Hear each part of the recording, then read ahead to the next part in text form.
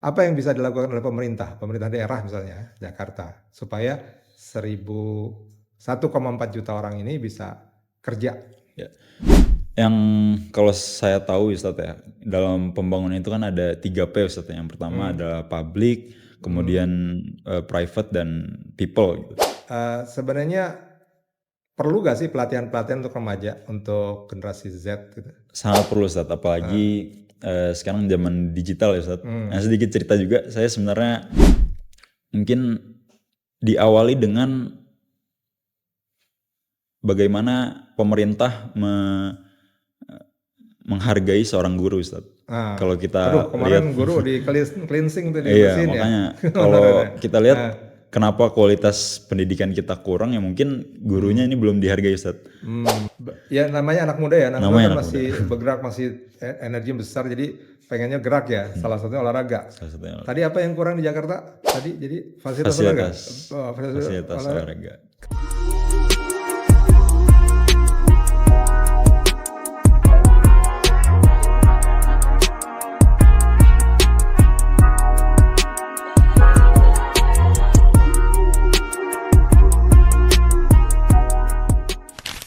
Assalamualaikum warahmatullahi wabarakatuh.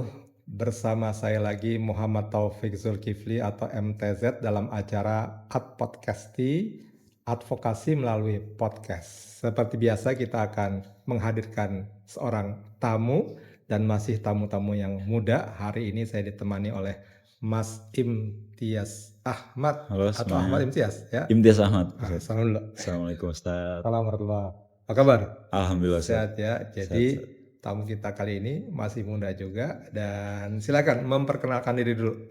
Ya sebelumnya mau ngucapin terima kasih dulu buat Ustadz udah diundang nih ke studionya nih, podcast pertama saya Ustadz. Jadi nama saya Imtiaz Ahmad, saya seorang mahasiswa tahun ketiga semester 5, insya Allah nanti September udah mulai masuk, dan saat ini saya sedang libur Ustadz. Sedang libur semester. Saya kuliah di Universitas Pertamina, jurusan ilmu komunikasi. Dan kesibukan saya untuk mengisi liburan ini, saya sedang magang Ustadz di salah satu perusahaan travel umroh gitu Ustadz. Jadi untuk mengisi liburan saya sih. Berarti magangnya itu ikut ke Mekah, Madinah atau Belum sampai situ. Magangnya masih di kantornya aja sih. di kantornya ya? Saya jadi digital marketing. Lahir tahun berapa nih? Lahir tahun 2004, saya Gen Z. Gen Z ya, masih Gen Z ya. Alhamdulillah. Tapi kelihatan sudah dewasa juga nih. Ya. Kuliah sekarang di Universitas Pertamina. Jurusannya jurusan apa? Ilmu komunikasi. Komunikasi. Ya. Dan kemudian punya pengalaman juga organisasi luar sekolah apa misalnya? Untuk di kampus saya aktif di organisasi mahasiswa, itu himpunan organisasi mahasiswa ilmu komunikasi Ustadz. Kalau untuk di luar kampus saya juga aktif di organisasi Karang Taruna. Mungkin sebelumnya narasumbernya juga ada yang dari Karang Taruna Ustadz. Jadi cukup padat lah saya, karena kalau agak nganggur saya agak gimana juga gitu di rumah. Jadi lebih baik saya ada kegiatan terus. Nggak suka rebahan, biasanya kan generasi rebahan gitu. Gimana menurut Imtiaz tentang generasi rebahan? Generasi rebahan menurut saya, jadi kalau rebahan itu memang enak sih, kita rebahan scroll TikTok. Tapi menurut saya itu malah zona nyaman yang kurang bagus lah untuk diri kita. Karena rebahan itu membuat kita malas, belum lagi di rebahan kita nggak ngapa-ngapain ya, artinya Ustadz. Tubuh jadi kurang segar juga. Apalagi saya pencinta olahraga juga nih, saya cukup tergila-gila dengan olahraga. Jangan gila beneran ya. Enggak. Gila-gila. Olahraga apa aja olahraga yang diinikan? Olahraga saya tekunin di basket sama tenis. Basket dan tenis. Ya, tenis nih sering partneran juga ya kita ya. Betul. Itu antar generasi berarti ya. Jinjet dengan bego. Terus kemudian kalau dari apa yang saya baca misalnya di sini ya, di CV-nya, dan kemudian juga dari pertemanan kita, kebetulan ayah dari Imtiaz teman juga ya dengan saya, pernah juga dikirim ke luar negeri atau kemudian Betul. sebagai apa tuh? Sebagai delegasi Indonesia di pertukaran pelajar pemuda ASEAN ASEAN. Perginya dan kemana? Jepang. Di Jepang. Di Jepang. Apa yang dilakukan di sana? Mungkin cerita sedikit sebelum pergi itu saya memang aktif di Karang Taruna ya Ustaz. Jadi di tahap awal seleksi itu kita dikasih mungkin 5 topik lah. Dan salah satunya adalah topik masalah populasi. Dan menurut saya itu suatu topik yang sangat menarik Ustaz. Dan sangat relate lah dengan kehidupan saya yang sering berkomunikasi dengan masyarakat sekitar saya. Makanya saya concern di masalah tersebut. Populasi maksudnya populasi manusia. Populasi manusia, khususnya pemuda sih, pas banget makanya. Benar. Jadi kan Indonesia ini digadang-gadang bakal menghadapi bonus demografi Ustaz. Ya. Jadi di tema seleksi itu saya membawa tema apakah bonus demografi ini akan menjadi bonus atau malah bencana demografi gitu Ustaz. Jadi mungkin Karang Taruna menjadi salah satu alasan saya bisa diterima kali ya dan bisa menjadi delegasi Indonesia di Desember 2023 kemarin Ustaz. Apa yang dilakukan di sana? Di sana Di kota apa? Di kota Tokyo Tokyo dan Okinawa. Okinawa. Jadi kita banyak diskusi sih bagaimana masalah-masalah yang dimiliki di setiap negara kan ASEAN ada 11 ya plus Timor Leste dan Jepang. Bagaimana masalah yang saat ini dihadapi dan beragam Ustaz. Di Jepang kekurangan populasi sedangkan di Indonesia ini sangat membludak gitu kelebihan. Jadi kita banyak diskusi seperti apa kondisi populasi di masing-masing negara, kemudian kita menuju Okinawa itu untuk diberi pelajaran, oh ini tempat yang populasi ini lebih atau kurang. Jadi banyak pelajaran yang didapetin, bagaimana kita menghadapi masalah populasi ini di setiap manage negara. kali ya, mengelola populasi yang banyak itu ya. Betul. Nah ini sangat pas sekali mengapa Imtiaz diundang ke sini adalah karena itu ya. Karena Imtiaz ini walaupun pernah ke Jepang dan lain-lain, dia kan warga Jakarta ya. Betul. Lahir di Jakarta kan? Lahir di Jakarta. Lahir di Jakarta. Sudah berapa tahun di Jakarta? 20 Belum, 19 tahun. ya. Saya baru 19 tahun lahir di Jakarta dan besar di Jakarta. Anak 19 tahun ini sudah bicara tentang populasi, terus bonus demografi dan lain-lain. Pertanyaannya untuk Jakarta. Jakarta juga apakah termasuk yang akan mengalami bonus demografi? Kalau kita lihat populasi demografi di Jakarta ya. Kalau nggak salah kita ada 10 juta sekian lah ya Ustaz populasi. Ya. Dan usia produktif ini kan bonus demografi kan di mana usia produktif lebih tinggi ya Ustaz dibandingkan usia non produktif. Saya sempat searching juga kalau populasi di Jakarta khususnya populasi produktif ya, di mana pemuda yang harusnya bekerja itu 7 juta Ustaz, 7 juta lebih. Artinya kan harusnya 7 juta lebih. Usia produktif 7 juta. Iya, dari 10 juta jadi tersebut. 70% ya? Iya, artinya 70% kan sangat banyak ya Ustaz untuk data populasi tersebut. Tapi masalahnya apakah mereka 70% itu atau 7 juta itu semuanya bekerja atau gimana? Di Jakarta. Berapa ini orang Jakarta yang bekerja dari 70% itu? Saya kurang mendalami, tapi untuk 10 juta populasi tersebut yang harusnya bekerja dan mungkin sudah termasuk penganggurannya di situ ya. Pengangguran yang mengalami kemiskinan itu ada 7 juta sekian. Kalau datanya sih yang kemarin saya lihat ya sekitar cuman data pengangguran itu ada 11 atau 15% ya. Di sini ada data Badan Pusat Statistik BPS ya. Tingkat pengangguran terbuka di Jakarta menurut kabupaten. Kalau yang Jakartanya berarti totalnya adalah tahun 2020 10,95%. Persen atau berapa tuh? Persen ya. Persen dari 70 juta atau 7 juta itu ada 10,95 yang tidak bekerja. Terus 2021 turun, 2022 jadi turun lagi 7,18 ya. Jadi masih ada 7%. 7% kali 7 juta sekitar 1,4 juta ya orang tidak bekerja di Jakarta. ya. Nah itu tingkat penganggurannya. Nah ini yang tadi kalau gitu bisa ke Jepang dong ya. Dengan Satu catatan kualitasnya yang baik kualitas. gitu. Gimana Betul. kalau harapan dari anak muda seperti Imtiaz ini, Gen Z ini, apa yang bisa dilakukan oleh pemerintah daerah misalnya Jakarta, supaya 1,4 juta orang ini bisa kerja? Ya. Yang kalau saya tahu Ustaz ya, dalam pembangunan itu kan ada 3P Ustaz ya. Yang pertama adalah public, kemudian private dan people gitu. Ketika public sudah memberikan kebijakan-kebijakan yang bagus dan didukung oleh private, mungkin perusahaan swasta yang mendukung, kemudian terakhir adalah people yang dimana peran paling penting dalam pembangunan kualitas masyarakat kita Ustaz. Jadi untuk apa yang perlu dilakukan dari pemerintah adalah lebih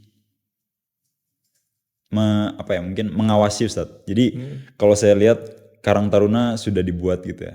Dibuat untuk mungkin sarana anak muda berkembang gitu. Namun pentingnya pengawasan Ustaz. Jadi jangan sampai Karang Taruna sudah dibuat, kita kasih nih Karang Taruna buat anak muda di sekitar kalian, tapi dilepas gitu aja Ustaz. Jadi jangan sampai Karang Taruna ini jadi nganggur dong Ustaz. Bukannya harusnya memang anak mudanya itu yang kreatif gitu. Iya, menurut saya sih emang harus anak muda yang kreatif, tapi perlu ada dampingannya lah Pendampingnya ya gitu ya. betul ya. Mungkin dari ini kali ya, dari seniornya gitu ya. Betul. Kalau pelatihan, yang saya kebetulan di Komisi B berkaitan dengan tenaga kerja, perekonomian ya, termasuk tenaga kerja, sebenarnya perlu gak sih pelatihan-pelatihan untuk remaja, untuk generasi Z gitu? Sangat perlu Ustaz, apalagi sekarang zaman digital ya Ustaz. Nah, sedikit cerita juga, saya sebenarnya memiliki ketertarikan di dunia editing Ustaz. Jadi cukup menarik juga di mana dunia editing ini sekarang bisa menghasilkan uang jutaan hingga belasan juta lah untuk umur saya yang mungkin 19 tahun ini.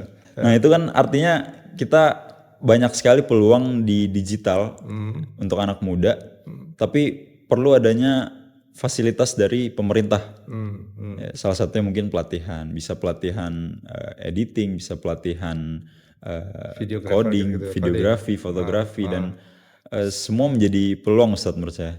Selama ini belum ada ya? Belum ada pelatihan, saya ntar tanya deh ke Dinas Tenaga Kerja. Kalau pelatihan coding itu belum ada ya?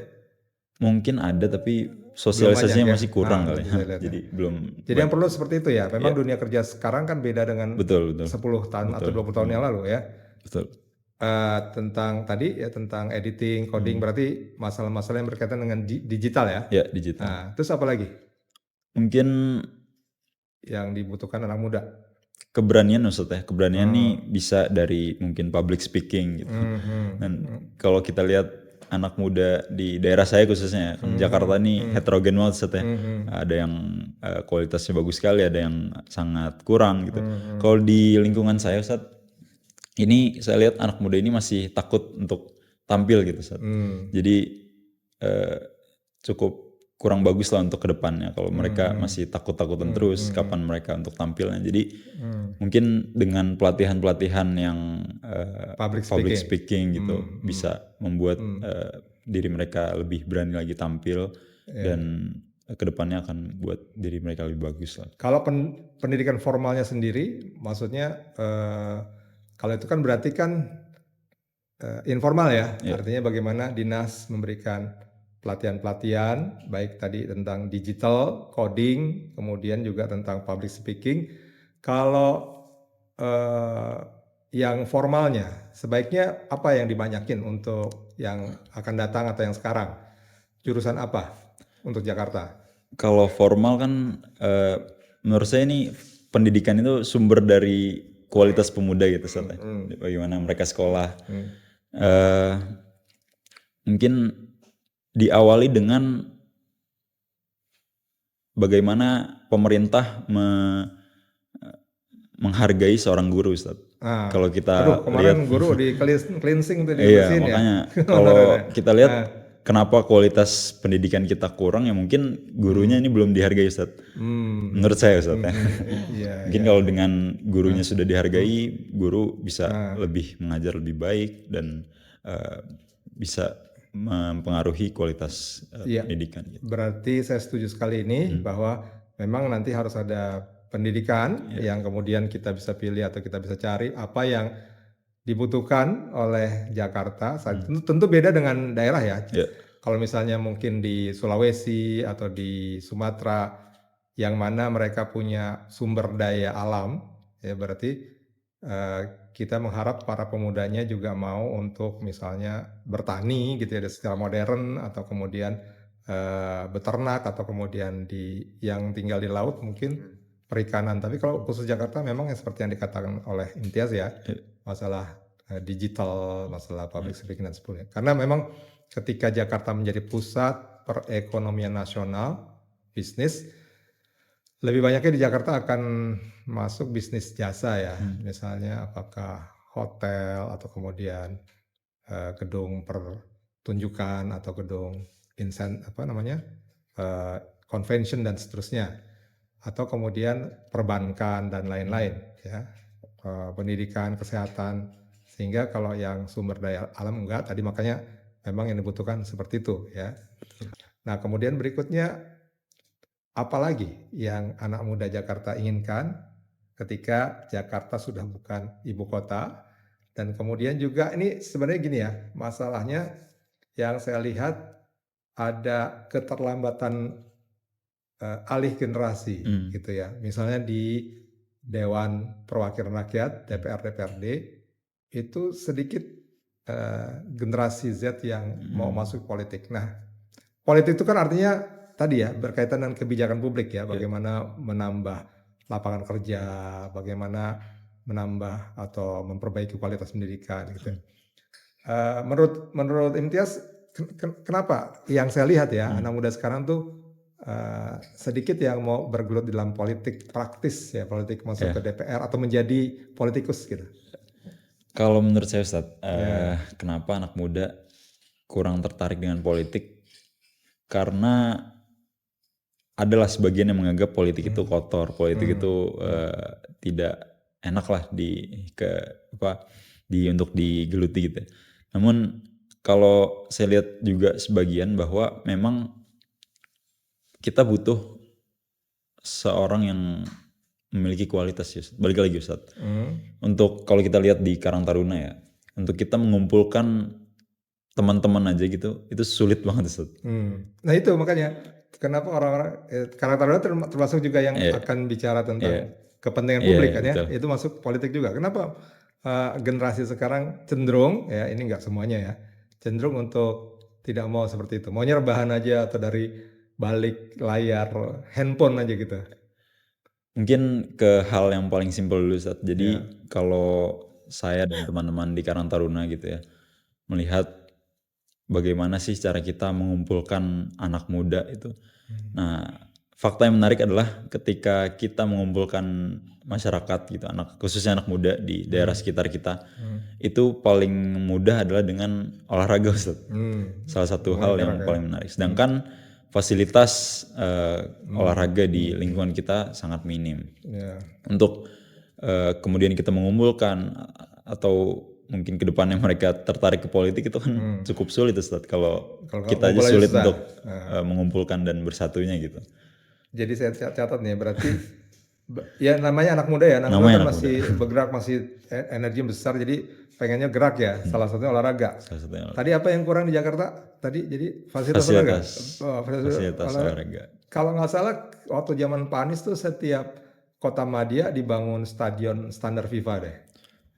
Mungkin apa kurang dia? untuk kawasan yang punya lahan aja Ustadz. Kalau kawasan rumah saya itu padat sekali. Misalnya di Matraman gitu ya. Matraman. Jadi memang di Matraman masuk Jakarta Timur. Nah, Jakarta Timur ini ada di Durensawit ya, yang itu ya, yang kemarin ada stadion FIFA-nya itu Durensawit ya, kalau yang kita datang ya. Terus Jakarta Utara segala macam itu dibangun sama Pak Anies. Fasilitas. Tapi kelihatannya memang untuk yang daerah-daerah Yang padat penduduk seperti di Matraman memang susah. Tapi intinya, nah ini udah masuk sebenarnya, jadi harus saya advokasi nih ya. Jadi masalah-masalah yang dirasakan remaja atau pemuda atau Gen Z di masa ini, fasilitas olahraga.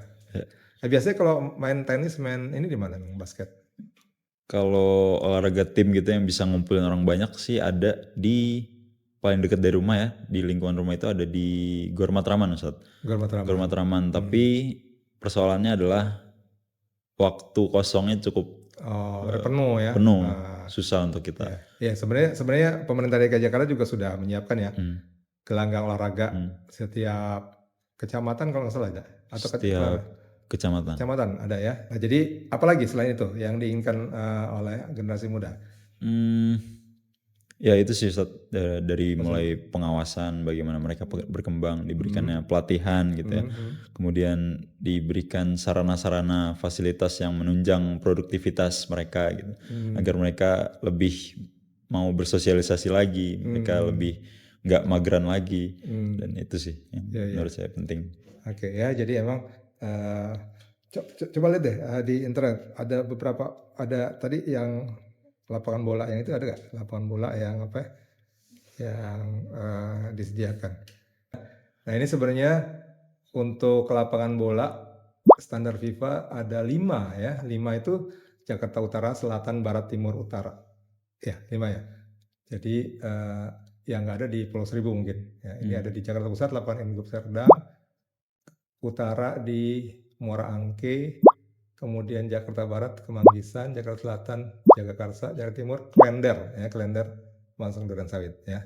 Nah, jadi tadi kan politik, jadi kita care ya, karena ini generasi tua tuh bentar lagi juga udah selesai ya, selesai karena alamiah gitu, maka ini akan diserahkan kepada generasi muda, antara lain tadi bahwa harus perlu pelatihan-pelatihan yang meningkatkan skill dalam Jakarta ini, digital skill gitu ya, kemudian juga public speaking, kemudian bagaimana bisa mengumpulkan orang, salah satunya dengan olahraga ya. Nah, saya ingin ini dulu nih, ini kan remaja Jakarta udah 19 tahun lahir di Jakarta, saya ingin tahu pengetahuan tentang Jakarta. Jakarta tadi penduduknya berapa sekarang? 10 juta, kurang lebih lah 10 juta. Kalau siang baru siang, itu beda tuh siang malam ya. Kalau siang lebih banyak ya. Oh gitu. Siang 11 sekian, karena orang-orang dari luar Jakarta masuk ke Jakarta. Jakarta didirikan tahun berapa? Tanggal berapa? Aduh, ini dites nih kita nih.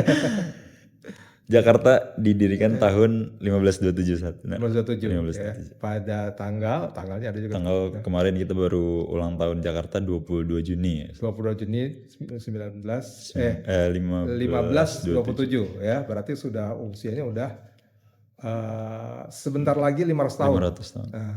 Kan sekarang 2024 ya. Jadi 2027 itu 500 tahun ya. Bagaimana Jakarta itu bisa berdiri waktu itu? Harusnya sejarah Jakarta ini bisa membangkitkan semangat anak-anak muda di Jakarta Ustaz ya. Bagaimana kita bisa mengusir penjajah Portugis gitu dari Sunda Kelapa saat itu, kemudian berubah jadi Jayakarta, kemudian Batavia hingga Jakarta, dan proklamasi pun dilaksanakan di Jakarta. Artinya kalau memang anak muda ini mengetahui sejarah bagaimana berdiri Jakarta, harusnya bisa lebih semangat apa ya, semangat juangnya lah ya, semangat juang memajukan Indonesia, khususnya Jakarta, ini harusnya lebih tinggi Ustaz. Pahlawannya siapa tuh saat itu? Pahlawannya siapa? Mas, bantu saya Mas. Maksudnya yang ini kan Fatahillah ya, atau Falatehan ya, pangeran pada saat itu ketika kemudian berhasil mengusir Portugis ya, maka kemudian Sunda Kelapa waktu itu, Sunda Kelapa diserang sama Portugis, kemudian dibebaskan oleh Falatehan atau Fatahillah dan diganti namanya menjadi Jayakarta. Ya, kemudian pertanyaan ketiga ya, sebutkan nama orang-orang yang pernah menjadi gubernur Jakarta. Waduh. Minimal 7. Yang saya tahu aja Ustaz. Iya dong, yang tahu aja. Yang tahu. Anies Baswedan pastinya. Oke. Terus Joko Widodo, Joko Widodo, Fauzi Bowo, Fauzi Bowo. Fauzi Bowo. Sebelumnya saya belum lahir Ustaz. Jadi Sebelum Anies Baswedan siapa? sebelum Anies Baswedan Ah, Pak Jarot ya. Jarot, oke, yang sementara itu ya. Iya sementara. Sebelum Jarot mengatakan siapa? Pak Basuki. Basuki Cahayapurnama Cahayapurnama ya, atau Ahok ya. Itu 5. Eh, Kira-kira dari berita yang terkenal sekali itu ada yang zaman dulu sih emang Imtiaz belum lahir ya. Yang mendirikan Ancol segala macam tuh. clue Ustaz. Clue. Depannya A. A. Inisialnya AS. Nah AS. ini karena memang edukasi dari pemerintah juga ya. Ali Sadikin kenal gak? Kenal. Tahu. Ya. Baru 6. Satu lagi depannya S, dia yang membangun Transjakarta pertama kali. S. Oh Transjakarta bukan di Fauzi Bowo Ustaz? Fauzi Bowo sebelumnya sebelum Fauzi Bowo itu ada yang cikal bakal pertama kali. Namanya S. Sutioso. Ya anak muda sekarang ini belum lahir ya waktu Sutioso ya. Iya. Itu kan umur 19 tahun ya. Harus banyak belajar sejarah lagi saya. Artinya memang mau tidak mau walaupun kita anak muda kita harus belajar banyak sejarah dari pendahulu ya, selain yang jauh-jauh seperti Falatehan atau Fathaillah juga. Kemudian sebenarnya Jakarta ini adalah resultante dari banyak gubernur ya yang akhirnya menjadi demikian maju. Ya masalah tadi ya tentang apa namanya Transjakarta, terus kemudian MRT dan seterusnya, memang Jakarta menjadi pionir dari pembangunan itu semua ya.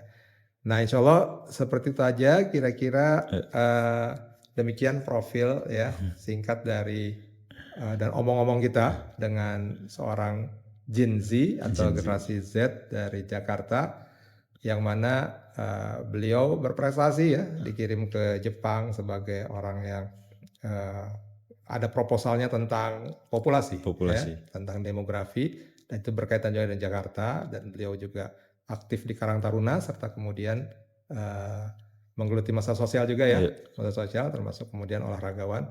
Dan tadi untuk kita para pengelola atau para penyelenggara pemerintahan daerah Jakarta, ada keinginan dari para pemuda untuk bisa dilatih ya, bisa menjadi tenaga kerja, punya skill-skill yang baik ya. Antara untuk Jakarta digitalnya, kemudian public speakingnya, kemudian juga mereka membutuhkan fasilitas untuk olahraga terutama ya, untuk bergerak, dan itu yang menjadi PR dari kita semua. Dan mudah-mudahan terus berkontribusi ya, siap, untuk Jakarta, karena sebentar lagi akan ada peralihan nih. Dan nanti ada gubernur baru nih Jakarta. Kira-kira milih yang mana nih? Aduh. Kemarin udah milih kan? Kemarin untuk pemilu presiden udah. Udah ya, udah masuk ya. Nanti tanggal 27 November kita akan ada pilkada Jakarta. Siap. Ya. Saksikan terus ya siapa yang akan memimpin Jakarta berikutnya, dan saksikan terus podcast kita. Terima kasih Imtiaz. Terima kasih Ustaz. Sampai jumpa lagi di lain waktu. Terima kasih semua. Assalamualaikum warahmatullahi wabarakatuh.